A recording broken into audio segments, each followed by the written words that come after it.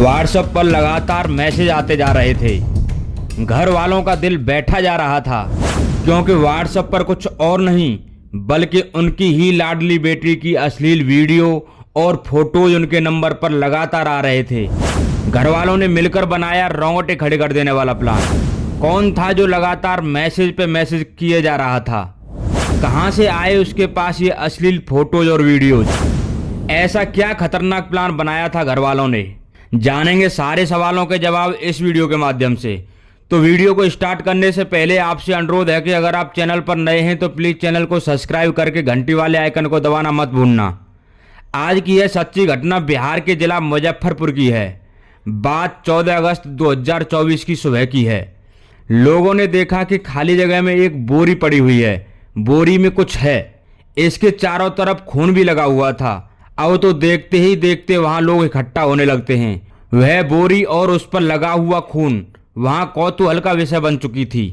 भीड़ में से ही किसी ने पुलिस हेल्पलाइन नंबर पर कॉल करके वहां की स्थिति के बारे में अवगत कराया। सदर थाना क्षेत्र की पुलिस तुरंत मौके पर पहुंचती है। वह देखती है कि लोगों की भीड़ लगी हुई है। पास में ही एक बोरी खून से लथपथ पड़ी हुई है। जैसे ही पुलिस उस बोरी को खुलवाती है तो उनके पैरों के नीचे से जमीन खिसक जाती है। उसमें एक लड़के की लाश थी, जिसकी उम्र लगभग 20 से 25 साल के आसपास रही होगी। उसकी गर्दन को चाकू से या कहें किसी धारदार हथियार से रेता गया था। पेट पर भी गहरे घाव थे। अंतड़ियां बाहर निकली हुई थीं। पुलिस ने वहां पर उसकी पूछताछ की, लेकिन कोई भी उस लड़के को जानता नहीं था। पुलिस बॉडी को पोस्टमार्टम के लिए भेजकर आगे की छानबीन में लग जाती है। इधर इस घटना की वीडियो फोटोज सोशल मीडिया पर वायरल हो जाते हैं, जिसे देखकर लड़के के घर वाले थाने पहुंच जाते हैं। वह बताते हैं कि उनका लड़का 13 अगस्त 2024 की रात लगभग 8:15 साढ़े 8 बजे से गायब है। उसका कोई अता पता नहीं लग पा रहा है। उसका नंबर भी काफी बार ट्राई किया, लेकिन नंबर भी बंद आ रहा है। अब पुलिस ने उन्हें उस लड़के की बॉडी को दिखाया। वो तुरंत पहचान लेते हैं यह कोई और नहीं बल्कि उन्हीं का बेटा है। लड़के का नाम था जयप्रकाश, जो कि बरुराज थाने के सासना गांव का रहने वाला था। घर वालों की समझ में नहीं आ रहा था कि इसे किसने मारा है, वह यहाँ क्या कर रहा था, क्योंकि फिलहाल वह गोवा में रहकर काम कर रहा था। पुलिस उसकी और जानकारी जुटाने में लग जाती है। घर वालों से भी पूछताछ की जाती है, लेकिन घर वालों की समझ में नहीं आ रहा था कि यह सब कैसे हो गया, किसने किया होगा। अब पुलिस जहां पर बॉडी मिलती है वहां के आसपास के सीसीटीवी कैमरों को खंगालना शुरू करती है। तभी उन्हें एक लीड मिलती है। एक साइकिल पर 3 लोग मिलकर इस बोरी को लेकर आ रहे हैं। उन्हें इन सीसीटीवी कैमरों की भनक तक नहीं थी। अब ऐसा लग रहा था कि अब जल्द ही इस लड़के के हत्यारे पकड़े जाएंगे। अब उन तीनों लोगों के बारे में पूछताछ शुरू हो जाती है। दूसरी तरफ पुलिस लड़के के मोबाइल नंबर की भी सीडियां निकलवाती है, तो पता चलता है कि एक नंबर पर बहुत बातें होती हैं।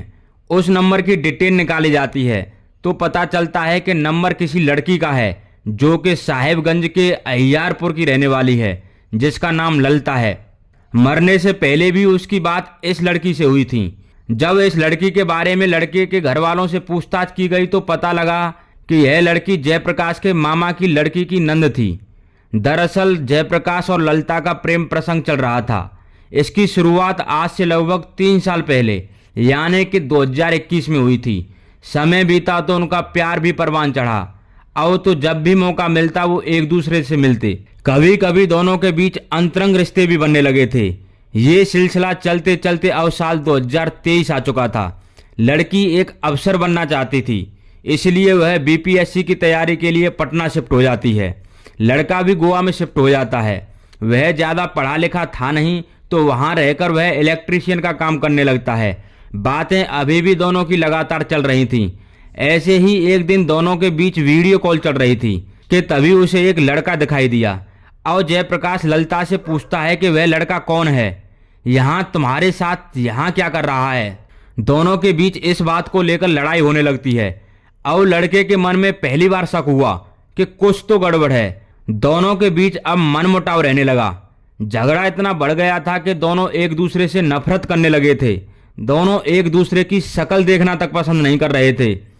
जैसे जैसे समय बीता तो उनके बीच दूरियां भी बढ़ने लगीं, लेकिन लड़के के मन में ये बात घर कर गई थी कि उसकी प्रेमिका ने उसे धोखा दिया है। वह उससे कैसे भी बदला लेने का प्लान करने लगा। लड़का सोचता है कि जब यह मेरी नहीं हुई तो इसे किसी की भी नहीं रहने दूंगा। अब वह उस लड़की की अश्लील फोटो और वीडियोज जो किसी समय उस लड़के ने कैप्चर की थी, उस लड़की के रिश्तेदारों और घर वालों के पास भेजना शुरू कर देता है। अब तो लड़की और उसके घर वालों की चारों तरफ बहुत बदनामी होने लगी। अब ललिता अपने घर वालों को पूरी कहानी बताती है। लड़की के घर वालों की बहुत बदनामी हो रही थी। उधर वह लड़का फोटोज और वीडियोज शेयर करता ही जा रहा था। अब लड़की के घर वाले मिलकर प्लान बनाते हैं कि कैसे भी इसे गोवा से बुलाया जाए और उसका काम तमाम कर दिया जाए। प्लान के हिसाब से लड़की उसे कॉल करती है। पहले तो वह उससे माफ़ी मांगती है, तो लड़का भी उससे माफ़ी मांगता है और कहता है कि मैंने भी सही नहीं किया तुम्हारे साथ। सब गुस्से में हो गया। लड़की कहती है कि कोई बात नहीं, अब जो हुआ सो हुआ। मैंने घर के एक दो लोगों से बात कर ली हैं, हम शादी करेंगे, तुम यहाँ आ जाओ। लड़के को उस पर विश्वास नहीं हो रहा था। उसे शक था कि मैंने इतना बड़ा कांड कर दिया है, कहीं ये लोग मुझे मारने का प्लान तो नहीं कर रहे।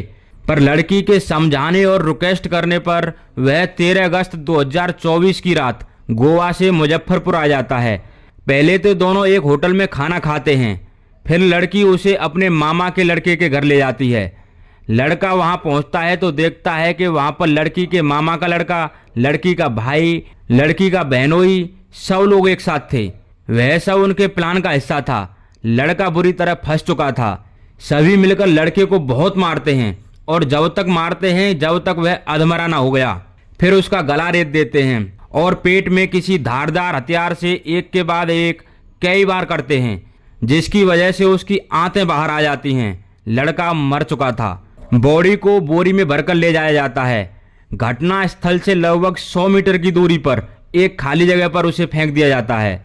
सब कुछ उनके प्लान के हिसाब से हुआ था। कैसे मारना है, कैसे बॉडी को ठिकाने लगाना है, ये सब उन्होंने पहले से ही प्लान किया हुआ था। लेकिन उन्होंने सोचा भी नहीं था कि वह सीसीटीवी कैमरे में कैप्चर हो जाएंगे।